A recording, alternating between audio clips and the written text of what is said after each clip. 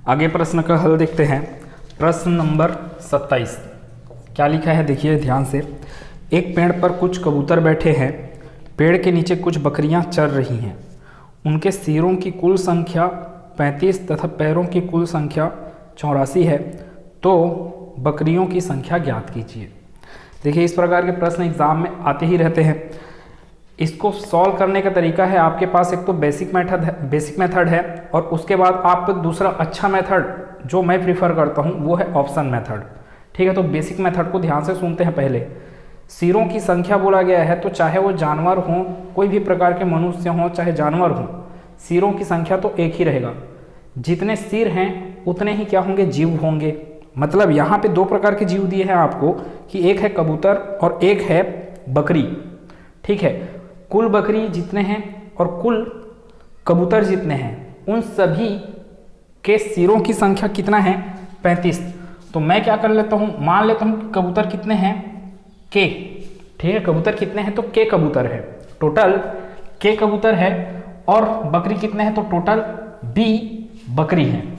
ठीक है, अब जितने कबूतर होंगे उतने ही उनके सिर होंगे, एक कबूतर का एक सिर।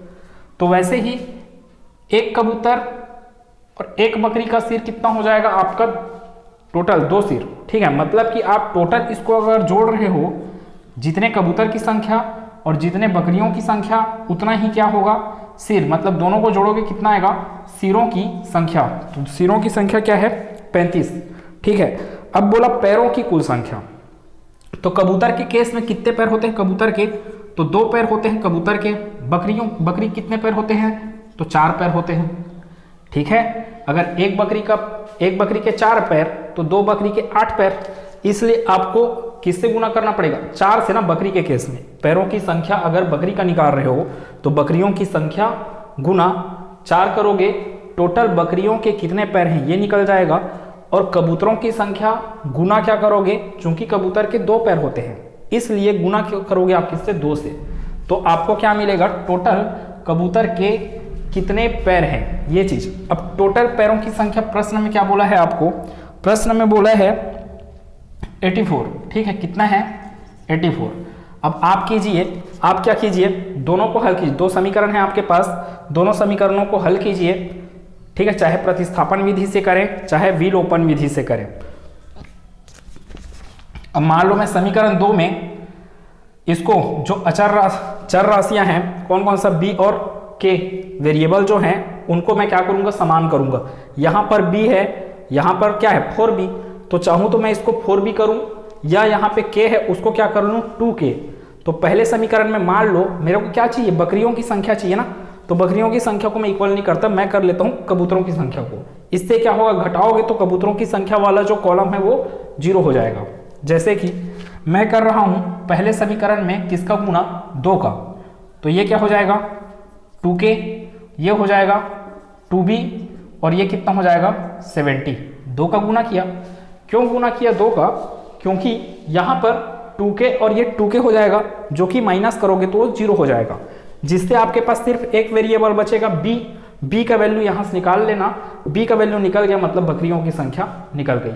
अगर पूछा रहता कबूतरों की संख्या तो आप क्या कर लेते, b को इक्वल कर लेते। मतलब ये वाला इक्वेशन का b और इस वाले इक्वेशन के b का जो आपका कोफिशिएंट है, गुणांक है, उसको क्या कर लो आप इक्वल कर लेते।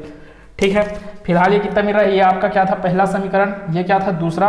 अब ये पहले समीकरण से ही क्या बना, ये तीसरा समीकरण। तो समीकरण 2 से किसको घटा दो, समीकरण 2 से किसको घटा दो, समीकरण 3 को। ठीक है, घटाते हैं तो क्या मिलने वाला है, 2k माइनस 2k क्या हो जाएगा 0। ये क्या हो जाएगा माइनस माइनस ना, तो ये हो गया 4b माइनस 2b, कितना मिलेगा 2b इक्वल टू ये कितना मिल जाएगा 14। 84 में 70 को घटाओगे कितना मिलेगा 14 मिलेगा। तो आंसर कितना आ रहा है आपके पास, b equal to 14 divided by 2, मतलब b का वैल्यू कितना मिल गया 7। अर्थात बकरी कितने हैं टोटल, तो 7 बकरियां हैं। तो ऑप्शन नंबर बी प्रश्न का उत्तर है। अगर वो बोल देता कबूतरों की संख्या, अब आपको पता है कि टोटल जीव कितने हैं 35 में बकरियों की संख्या को घटा दो क्या मिल जाएगा, कबूतरों की संख्या। अगर कबूतरों की संख्या बोला रहता तो ठीक है, इसी को आप क्या कर सकते हो, डायरेक्ट ऑप्शन के मेथड से हल कर सकते हो। देखो अगर ऑप्शन ए सही होता, मतलब कि 6 बकरी होते, आपके पास टोटल कितने हैं 35, 35 में अगर 6 बकरी होंगे तो बच कितना गया आपके पास 29, तो 29 क्या हो जाएंगे कबूतर। ठीक है, यही चीज तो हुआ क्या, 35 जीव हैं, अगर 6 बकरी होंगे तो 29 कितने हो जाएंगे कबूतर। 35 माइनस 6 कितना हो जाएगा 29। मैं जानता हूं कि एक बकरी का पैर कितना होता है 4, तो 6 बकरी का पैर कितना हो गया 24, 29 कबूतरों का पैर कितना हो जाएगा आपके पास 29 का 2 गुना 58, हर एक कबूतर के 2 पैर, 29 कबूतरों का कितना पैर 58 पैर। तो 24 और 58 को जोड़िए आप, अगर ये कुल पैरों की संख्या कितना दिया है 84, 84 आ गया इनका जोड़, मतलब कि आपका ऑप्शन ए क्या है सही है। 8 और 4 कितना हो रहा है यहाँ पे 12, 1 बचा, 5 2 7 और 1 8, 82 आ रहा है, जबकि प्रश्न में दिया है पैरों की संख्या कितना है 84, तो ऑप्शन ए आंसर नहीं हो सकता। आप ऐसे ही क्या कर सकते थे, यहाँ पे रखते आप, अगर ऑप्शन बी सही होता तो इसको 7 रखते, तो इसको रखना पड़ता 28, 7 का 4 गुना 7 चौका 28, और यहाँ पे बचा है आपका 28, 28 का 2 गुना 56। ठीक है, अगर मैं यहाँ पे क्या रखता, बी ऑप्शन की बात करें, ये 7, तो ये कितना हो जाता आपका 28, 28 का 2 गुना कितना हो जाता 56, 7 का 4 गुना, 7 का 4 गुना कितना हो जाता 28, 8 6 14, तो ये कितना आ रहा है 28 और 56 को जोड़ने से कितना आ रहा है आपके पास 84, जो कि प्रश्न में बिल्कुल सही, प्रश्न में जो दिया है उससे मेल खा रहा है, मतलब आपका ऑप्शन नंबर बी ही सही है। ये ऑप्शन उठा के सॉल्व करने का, जहां पे आपका कैलकुलेशन अच्छा है, माइंड कैलकुलेशन अच्छा है, तो आप बिल्कुल भी पेन चलाए बिना इस प्रश्न को हल कर सकते हो। ठीक है, आगे के प्रश्न में देखते हैं। ऑप्शन सी और ऑप्शन डी को आप चेक करने की जरूरत नहीं है, क्योंकि आपके पास ऑप्शन बी में ही आंसर पता चल गया, तो सी और डी को चेक करने की जरूरत नहीं है। आगे का प्रश्न देखिए, आगे का प्रश्न क्या लिखा है 28वें नंबर का प्रश्न, एक 765 मीटर की छड़ में से 17 सेंटीमीटर लंबाई के कितने टुकड़े होंगे। तो यह है आपका यूनिट का क्वेश्चन है, यूनिट मतलब कि आपका मात्रक का क्वेश्चन है। अगर आपको 17 सेंटीमीटर वाले टुकड़े चाहिए, तो जो 765 मीटर लंबा जो आपके पास छड़ है उसको किस में चेंज करना पड़ेगा, 765 मीटर को चेंज करना पड़ेगा आपको किस में, सेंटीमीटर में, तब तो फिर भाग दे पाओगे। 765 मीटर का सेंटीमीटर क्या होगा 765, फिर 2 ठोक शून्य लगाना पड़ेगा आपको, क्यों, क्योंकि 1 मीटर बराबर क्या होता है 100 सेंटीमीटर। तो ये मिल गया। अब आपको इसको कितने सेंटीमीटर के, 17 सेंटीमीटर के छोटे छोटे छड़ों में काटना है। अब मैं बोला माना x छड़ हैं, टोटल 17 सेंटीमीटर के लंबाई के कितने छड़ हैं x छड़, तो टोटल छड़ कितने हो जाएंगे 17x, टोटल छड़ की लंबाई कितना हो जाएगा 17x, टोटल छड़ कितने हैं x छड़, हर एक छड़ का लंबाई कितना है 17 सेंटीमीटर, और यही किसके बराबर होगा टोटल छड़ की लंबाई। टोटल छड़ की लंबाई क्या है आपके पास 17,500 सेंटीमीटर।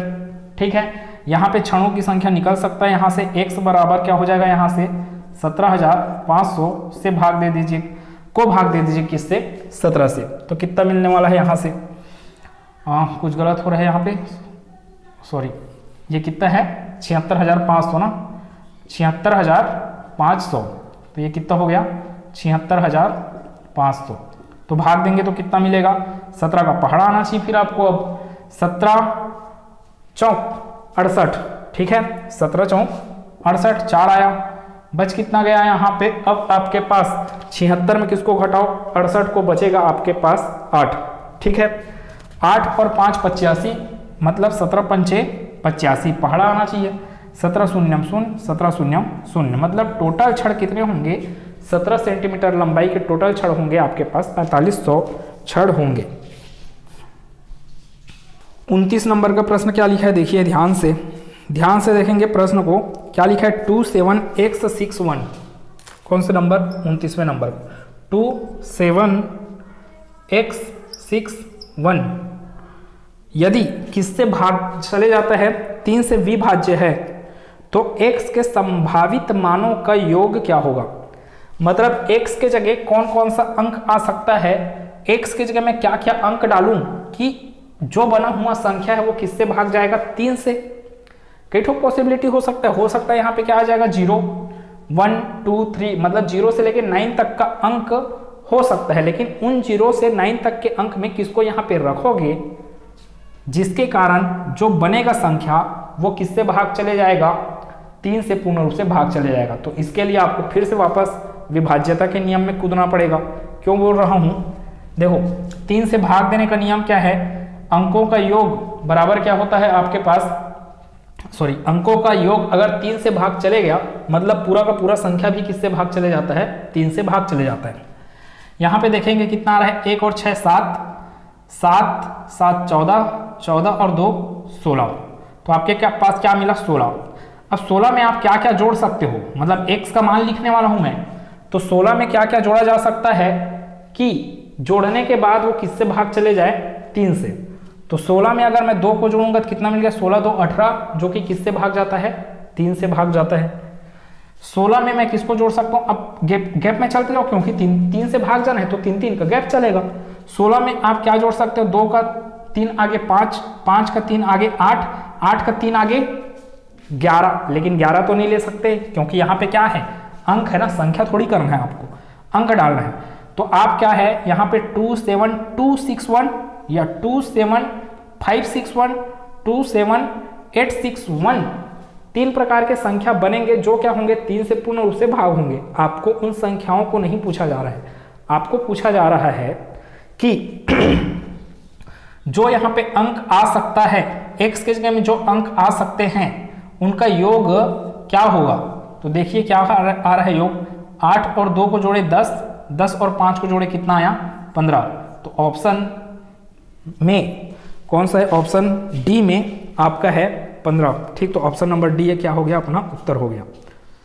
तीसवां प्रश्न क्या लिखा है एक बार देखिए, p वह सबसे छोटा धनात्मक पूर्णांक है कि p से बड़े प्रत्येक धनात्मक पूर्णांक n को 2 भाज्य संख्याओं के योग के रूप में लिखा जा सकता है, तो p का मान क्या हो सकता है। 11 6 10 3। प्रश्न को ध्यान से पढ़िए, बहुत अच्छा प्रश्न है ये, और इस प्रश्न को आप बेसिक से हल नहीं कर सकते, इसको आप क्या करोगे, ऑप्शन ही उठा के हल कर सकते हो। जैसे कि फिर से पढ़ो प्रश्न क्या लिखा है, p वह सबसे छोटा धनात्मक पूर्णांक है कि p से बड़े प्रत्येक धनात्मक पूर्णांक n को, मतलब n कोई भी नंबर हो सकता है, n को 2 भाज्य संख्याओं, अभाज्य नहीं भाज्य संख्याओं, भाज्य मतलब कि क्या होता है, जैसे कि 4 है सबसे छोटा भाज्य संख्या 4 हो गया, 6 हो गया, 8 हो गया, 10 हो गया, 9 हो गया, ये भी क्या है, सभी भाज्य संख्या हैं। तो जैसे मेरे पास ऑप्शन ए अगर सही होता मैं बोलूंगा ऑप्शन ए सही है 11, तो 11 से बड़ा कौन कौन है, 11 से बड़ा 12 से लेकर अनंत तक है। तो मैं 3-4 संख्या को उदाहरण लेकर देखता हूं, जैसे कि मैं लिखा ये 12, फिर लिखा 13 और लिखा 14 और लिखा 15। ठीक है, 4-4 संख्याओं को देखता हूं, क्या इस 12 को भाज्य संख्याओं के योग के रूप में लिखा जा सकता है क्या। ठीक है, तो कई प्रकार से 6 + 6 भी लिख सकते हो, 6 क्या है भाज्य संख्या, वैसे इसको लिखा जा सकता है 8 + 4, 8 और 4 क्या है भाज्य संख्या। तो ठीक है, कंडीशन क्या हुआ, सेटिस्फाई किया, 8 + 4 लिख लिया मैं, इसको आप लोग लिख लो 9 + 4, 9 भी भाज्य है, 4 भी भाज्य है। 14 को लिख सकते हो आप 8 6 14 या 7 7 कर लो या 2 12 करना है आपकी इच्छा। मेरे को मतलब है क्या कि इन लोगों का 11 से बड़े जो भी संख्या होंगे वो क्या होंगे, 2 भाज्य संख्याओं का योग होगा, हो सकता है ऐसा है। तो ऑप्शन ए वाला चीज क्या कर रहा है, कंडीशन को सेटिस्फाई कर रहा है कि 11 वह छोटा संख्या है जिससे बड़ा कोई भी संख्या को लिखोगे वे संख्याएं क्या होते हैं, भाज्य संख्याओं का योग होते हैं करके, ये ऑप्शन ए की बात किया। ठीक है, इसको भी लिख सकते हो आप लोग कैसे, 15 को लिखा जा सकता है आपका 15 को आप लोग किस रूप में और डाल सकते हो, इससे आगे का 2 भाज्य संख्याएं बोले ना, 2 भाज्य संख्याओं के योग के रूप में। तो 15 को हम लिख सकते हैं 9 लिख लो और 6, 9 6 15। ठीक है, ऑप्शन इसके आगे और जाना चाहते हो तो जा सकते हो। ऑप्शन बी की बात किया जाए, ऑप्शन बी में है, ऑप्शन बी में क्या दिया है आपको 6 से बड़ा संख्या लिया जाए 7। अब 7 को ही देखना, मैं दो भाज्य संख्या के रूप में नहीं लिख सकता इसको, या तो लिखूंगा मैं इसको 1 + 6, लेकिन 1 तो आपका ना तो भाज्य है ना तो अभाज्य है। 2 में जाऊंगा तो 2 तो आपका अभाज्य हो गया, 3 के साथ जोड़ूंगा तो 3 भी तो अभाज्य है, आपको चाहिए भाज्य, तो आपको इसको जोड़ना पड़ेगा किसके साथ, 4 के साथ। अब इसको 4 के साथ जोड़ने बैठते हो तो क्या होगा, 4 + 3, मतलब दूसरा संख्या फिर आपको क्या मिल गया, अभाज्य। तो यहीं से ये क्वेश्चन गलत हो गया कि 6 से एक ठो ऐसा भी बड़ा संख्या है 7, जो कि 2 भाज्य संख्याओं का जोड़ नहीं होता, जबकि आपके कंडीशन के प्रश्न के कंडीशन के हिसाब से क्या चाहिए आपको कि 2 भाज्य संख्याओं का जोड़ चाहिए, तो ये आपका ऑप्शन सही नहीं बैठता। ठीक है, तो छठवां ऑप्शन बी के बाद ऑप्शन सी, 10वां को देखते हैं। 10वां ऑप्शन सी क्या है, 10 है ना, तो 10 से बड़ा क्या हो गया, 11 को लिखा जा सकता है क्या, 2 भाज्य संख्याओं के योग के रूप में। तो भाज्य संख्या मैं बोला स्टार्ट कहां से हो रहा है, 4, तो यहीं से लिखना चालू किया, देखना 4 + 7, 4 तो भाज्य है लेकिन 7 क्या हो गया, अभाज्य। तो यहां पे तो भाज्य और अभाज्य का योग मिल रहा है, तो ये भी ऑप्शन क्या हो गया, यहीं से ही गलत। तो आपके पास क्या बचा, ऑप्शन नंबर डी बस बचा है आपके पास। तो 3 तो हो ही नहीं सकता, 3 किसका होता है, अभाज्य संख्या। एक तो होता है 1 + 2, एक तो है आपका सिर्फ प्राकृत संख्या 1, और एक है आपका अभाज्य संख्या 2। तो आपको भाज्य संख्या का योग नहीं मिला। तो अभी के क्लास में फिलहाल इतना ही, प्रश्न 30 तक। आगे 5 प्रश्न और बचे, उसको अगले क्लास में कवर कर लिया जाएगा। क्लास कैसा लग रहा है, पूरा जो सॉल्यूशन दे रहा हूँ वो समझ में आ रहा है कि नहीं, कमेंट सेक्शन में बताइएगा। मिलते हैं अगले क्लास में, खुश रहिए, मस्त रहिए, स्वस्थ रहिए, धन्यवाद।